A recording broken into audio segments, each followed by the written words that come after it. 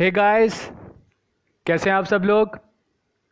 जैसे कि आपको पता है रिसेंटली अभी जेके पीएससी के मेंबर्स इलेक्ट हो गए हैं, अपॉइंट हो चुके हैं।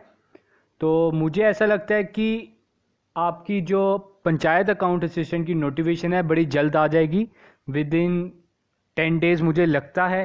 तो आप वेट करें उसका, आपको कभी भी गुड न्यूज़ मिल सकती है उसके बारे में।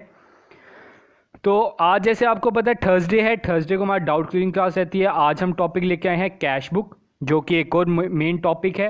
इस वीडियो के बाद आपकी वीडियो रहेगी हमारी कैश बुक पे एमसीक्यूज, तो वो भी बड़ी जल्द आपको प्रोवाइड कर दी जाएगी। कैश बुक के बारे में आप जानते ही हैं, it is just like a cash account. जैसे कि हमने कैश अकाउंट पढ़ा है लेजर में, वैसा ही ये कैश बुक होता है। कैश अकाउंट हमने लेजर में पढ़ा था और कैश बुक, तो इन दोनों में डिफरेंस क्या है? इधर अकाउंट लिखा है, इधर लिखा है बुक। इन दोनों में डिफरेंस क्या आता है? आप जैसे जानते हो कि आपकी जो बिजनेस की ट्रांसैक्शंस हैं 90%, मैं कह सकता हूं अबव 90% बिजनेस की ट्रांसैक्शन कैश पर डिपेंड करती है। अबव 90% कैश पर डिपेंड करती है। तो इतना पॉसिबल नहीं है कि आप अपने लेजर्स बनाओ, खाते बनाओ, 3 4 5 पेज आपने उसके लिए छोड़ दिए और वो मुझे तो लगता है 5-6 दिन में भर जाए, 5-6 दिन में वो पेज खत्म हो जाए। तो उसके लिए हम क्या करते हैं, कैश बुक एक अलग ही बुक पकड़ लेते हैं, उसको नाम ही हम क्या दे देते हैं, कैश बुक दे देते हैं नाम। इसे हम बोलते हैं सब्सिडरी बुक। ये चीज याद रखना, ये एमसीक्यू में पूछा जा सकता है। ये एक तरह की सब्सिडरी बुक है। अब आपको याद होगा मैंने अपने स्टार्टिंग के लेक्चर्स में कहा था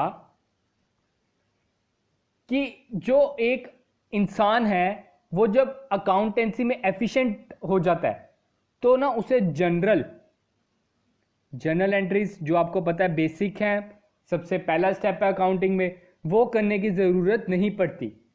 तो कैश बुक भी कुछ ऐसा ही है। कैश बुक में आपको जनरल करने की जरूरत नहीं पड़ती, सीधे आपको उसकी लेजर करनी होती है और उसके लिए आप बनाते हो कैश बुक। क्योंकि जनरल का आगे कोई काम नहीं है, आप इतनी आपकी लेबर जो है वो बच जाती है। जैसे कि आप काम कर रहे हो, पहले आपने जनरल बनाया फिर लेजर बनाया, अगर आप सीधे लेजर ही बना दोगे तो जनरल का क्या काम।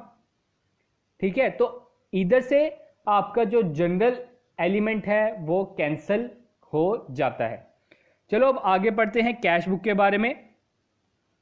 ये मैंने कुछ लाइन लिखी है कैश बुक के बारे में। क्या है कैश बुक में? आपने सिर्फ पहली चीज ये याद रखो, कैश बुक में जैसे बुक किस चीज की बुक है, ये कैश की बुक है।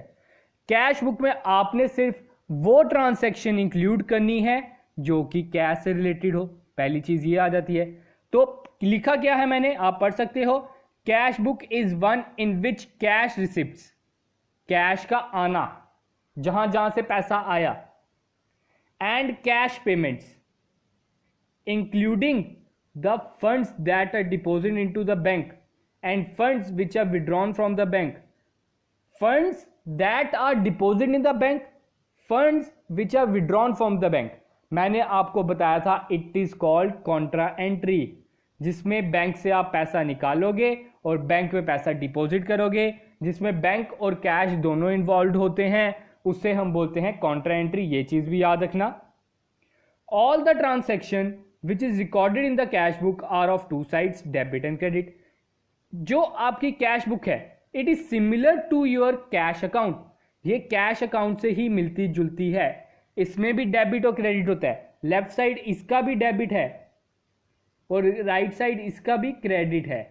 ठीक है, अब क्या होता है, आपसे एमसीक्यू में पूछा जा सकता है इसकी लेफ्ट साइड कौन सी होती है, डेबिट। ठीक है, अगर बाय चांस उधर ऑप्शन डेबिट नहीं है तो उधर आप क्या ऑप्शन चुनोगे? उधर आपका ऑप्शन करेक्ट होगा रिसिप्ट साइड। उधर क्या ऑप्शन होगा? रिसिप्ट। जितना जितना पैसा आया है, जितना जितना पैसा आया है, इधर आप डेबिट साइड लिखोगे। आपने जब भी सेल करोगे आपको पैसा आएगा, डेबिट साइड आएगा। आपने कोई मशीनरी बेची, उस पर पैसा आया, डेबिट साइड आएगा। आपने कोई रद्दी बेची, उसका पैसा आया, डेबिट साइड आएगा। किसी डेटर ने आपको अपने उसने पुराने पैसे आपको रिटर्न किए, डेबिट साइड आएगा। उसकी राइट हैंड साइड कौन सी होती है? उसकी राइट हैंड साइड होती है पेमेंट साइड। ये चीज याद रखना। जितना पैसा गया क्रेडिट साइड, परचेज किया क्रेडिट साइड, मशीनरी खरीदी क्रेडिट साइड, स्टेशनरी खरीदी क्रेडिट साइड, क्रेडिटर को पेमेंट की क्रेडिट साइड। वो आपको पता है कि टू वाली साइड होती है ये, और ये होती है बाय वाली साइड, तो इसमें भी सेम ही रहेगा। अब बात बनती है कि कैश बुक के टाइप्स कितने हैं। इसमें बड़े से स्टूडेंट्स को भी डाउट है, तो ये डाउट ही बना रहेगा, मैं ये भी कहूंगा। लेकिन अगर एग्जाम में आपको आता है तो मैं आपको ये सजेस्ट करूंगा कि आप उधर चुने there are 3 types of cash book, that is single column, double column, triple column. जो पैटी कैश बुक है वो इतना main and the main topic नहीं है कैश बुक का, वो थोड़ा साइड पे रखें उसे। तो अगर आपको पेपर में क्वेश्चन पूछा जाता है how many types of cash book are there, तो आपने उधर सिंपल 3 चुनने हैं, single column, double column, triple column. ठीक है, आगे इनके बारे में डिस्कस करेंगे इसी वीडियो में। तो ये आपको जैसे पता है आपकी ये डाउट क्लियरिंग क्लास है, तो मैं आपको यही सजेस्ट करूंगा इस वीडियो को देखने से पहले आप हमारी पुरानी वीडियो देख लीजिए। प्लेलिस्ट में जाए, JKSSB account assistant accountancy playlist का नाम है, उधर आप जा सकते हो। उधर आपको हमारे सारे लेक्चर्स मिल जाएंगे जो हमने सारे टॉपिक इसमें कवर अप कर दिए हैं। अब आपकी डाउट क्लियरिंग क्लासेस चल रही हैं, जो हमारे न्यू सब्सक्राइबर हैं उन्हें बताने के लिए ये है। अब जैसे कि मैंने आपको बताया टाइप्स ऑफ कैश बुक पूछा जाएगा तो आपने उधर 3 ही चुनना है, सिंगल कॉलम, डबल कॉलम और ट्रिपल कॉलम। और पैटी कैश बुक इसका साइड पे ही रखें। और ये जो टॉपिक है इस वीडियो में मैं कवर अप नहीं करूंगा, इसकी मैंने एक सेपरेट वीडियो बनाई है, वो आप देख सकते हैं, प्लेलिस्ट में अवेलेबल है। तो आज हम इसमें सिंगल कॉलम, डबल कॉलम और ट्रिपल कॉलम ही पढ़ेंगे। पहले आ जाता है सिंगल कॉलम। जैसे कि नाम बता रहा है एक कॉलम, तो इसमें आपका एक कॉलम ही रहता है, दैट इज कैश कॉलम। ठीक है, इसमें आपका सिर्फ एक ही कॉलम रहेगा, दैट इज कैश कॉलम। आप इधर देख सकते हो अमाउंट का इधर एक ही कॉलम है, एक डेबिट साइड, एक क्रेडिट साइड। जो भी पैसा आएगा आपने डेबिट साइड लिख देना है, जो भी पैसा जाएगा आपने क्रेडिट साइड लिख देना है। बाकी आपने टोटल करना है। फिर अब मेन क्वेश्चन बनता है, सुनो ध्यान से, कैश बुक की कौन सी साइड बड़ी है? बड़े से स्टूडेंट्स कह रहे होंगे सर वो तो बाद में पता चलेगा, डेबिट बड़ी होगी या क्रेडिट बड़ी होगी, दोनों में से कोई एक होगी। लेकिन अगर ऐसा क्वेश्चन आता है कैश बुक का जो कैश कॉलम है उसकी कौन सी साइड बड़ी है, तो उसका आंसर है डेबिट साइड। आप कभी आपकी पॉकेट में 100 रुपीज हैं, आप कभी 110 रुपए खर्च के आए हो? नहीं। तो क्रेडिट आप पेमेंट कैसे ज्यादा कर सकते हो? आप कैश आपका माइनस में कैसे हो सकता है? कैश आपका माइनस में कभी नहीं हो सकता। तो अगर आपको उधर MCQ पूछा जाएगा कि cash book has which balance, तो हमेशा डेबिट बैलेंस। कैश बुक की कौन सी साइड बड़ी होती है? That is debit side. हमेशा उसकी डेबिट साइड बड़ी होगी, क्योंकि जितना आपके पास पैसा आएगा, अगर आपके पास 500 रुपए आए हैं तो आप 500 रुपए ही खर्च सकते हो, 501 रुपया नहीं खर्च सकते। 1 रुपया आप कहां से दोगे? ठीक है, अब बात आती है डबल कॉलम की। डबल कॉलम में आपका आ जाते हैं 3, एक कैश आ जाता है, एक बैंक आ जाता है और एक डिस्काउंट आ जाता है। इसमें से कोई भी आप 3 आइटम्स में से कोई भी 2 आइटम पकड़ लो, कैश डिस्काउंट पकड़ लिया या बैंक डिस्काउंट पकड़ लिया या कैश और बैंक पकड़ लिया, उसको हम बोलेंगे डबल कॉलम। तो इसमें आप देख सकते हो आपके 2 कॉलम होते हैं। डबल कॉलम में कितने कॉलम्स होंगे? 2 कॉलम, एक कैश कॉलम, एक बैंक कॉलम या डिस्काउंट कॉलम। फिर इधर भी कैश और इधर भी बैंक। अब बात बनती है, सुनो ध्यान से, कि अगर आपके पास कैश में पेमेंट आती है, कैश रिसीव्ड फ्रॉम राम, तो कैश में अमाउंट डाल दो। चेक रिसीव्ड फ्रॉम राम, तो बैंक में अमाउंट डाल दो। चेक पेड टू श्याम, तो बैंक में अमाउंट डाल दो। ऑब्वियस सी बात है, चेक का पेमेंट कहां से जाएगी? बैंक से जाएगी, तो उसकी अमाउंट आपकी बैंक कॉलम में आएगी, ना कि कैश कॉलम में। ये चीज याद रखो।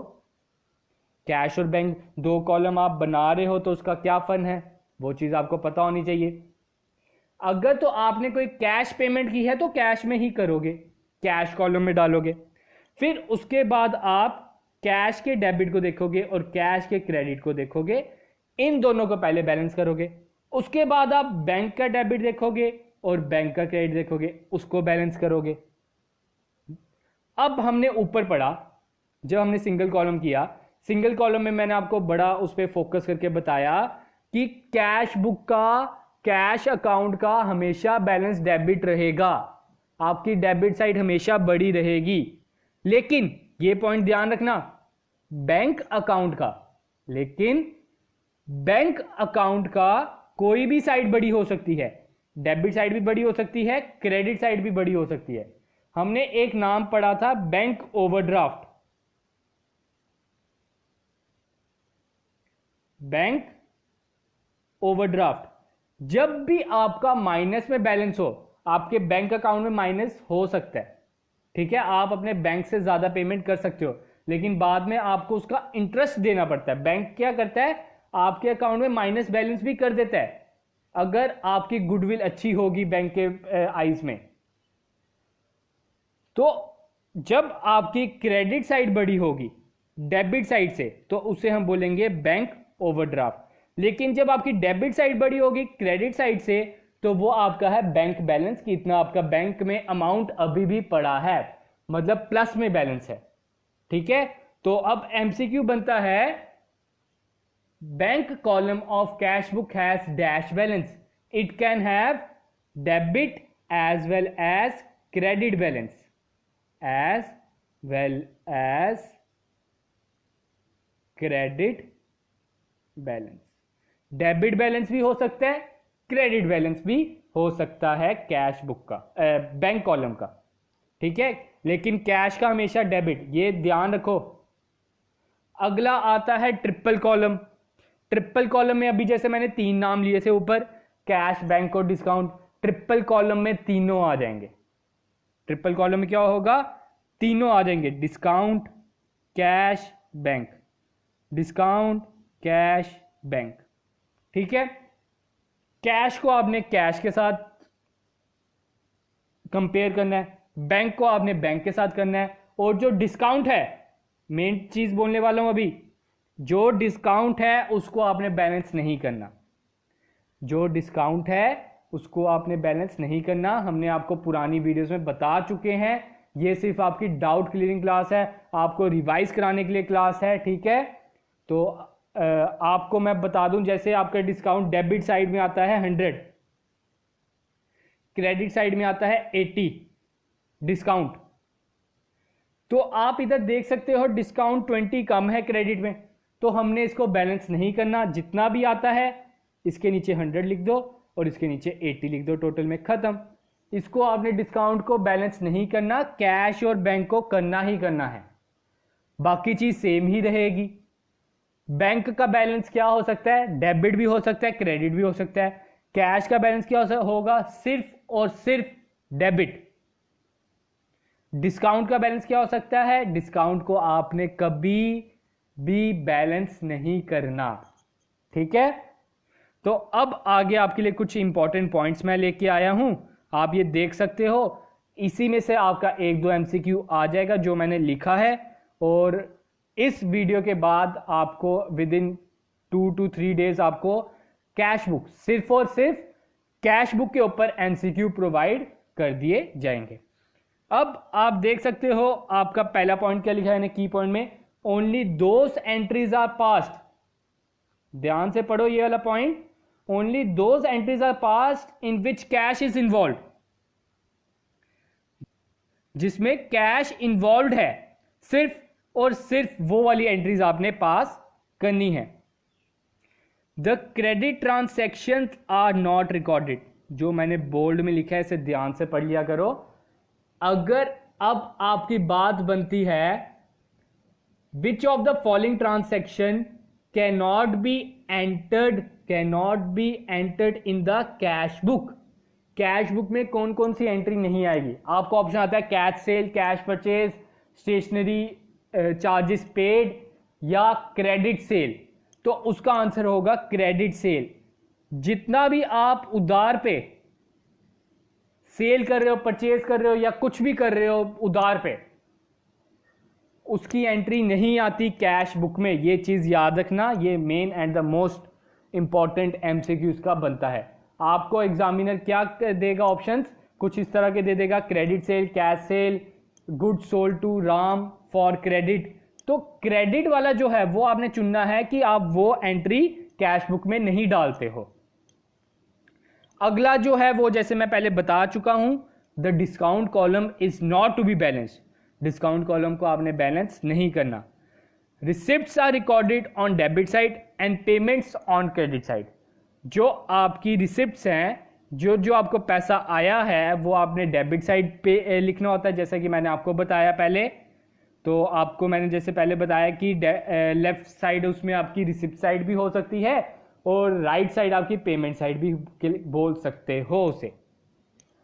अगला है कैश बुक का cash column must show debit balance, जो मैं आपको पहले बता चुका हूं। लेकिन जो बैंक कॉलम है उसका क्रेडिट या डेबिट दोनों हो सकता है। अगर उसका क्रेडिट बैलेंस है उसे हम बोलते हैं बैंक ओवरड्राफ्ट, जो मैंने बोल दिया है पहले भी।